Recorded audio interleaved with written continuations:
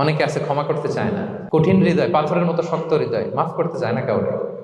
উনি আবার মুনাজাতে বসলে আল্লাহ আল্লাহ আমারে মাফ করো, আল্লাহ আমারে ক্ষমা করো, কাঁদতে কাঁদতে বুক ভাসায়। উনি ক্ষমা চায় মাগার উনি কাউরে ক্ষমা করে না। এরকম ডাকাত আছে না নাই? চিন্তা করছেন?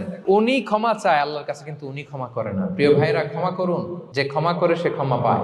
আচ্ছা, একটু চোখটা বন্ধ করে, চোখ বন্ধ করলাম আমি, জানা অজানা পাপের পাহাড়ের দিকে তাকালাম। এবার একটু চিন্তা করেন যে কি পরিমাণে ক্ষমা আল্লাহর পক্ষ থেকে আমার জন্য প্রয়োজন। চিন্তা করেছেন? এবার চোখ খুলুন, পাপের পাহাড়ের দিকে একটু তাকান, আপনার আপনার জানা অজানা যে পাপের পাহাড়, তাকান এবং ভাবুন এগুলোর জন্য কি পরিমাণে ক্ষমা আল্লাহর পক্ষ থেকে আপনার দরকার, প্রয়োজন। সেই প্রয়োজনের তাগিদে হলেও ক্ষমা করুন। খেয়াল রাখবেন, যে ক্ষমা করে সে ক্ষমা পায়, যে অন্যকে ক্ষমা করে না সে ক্ষমা পায় না।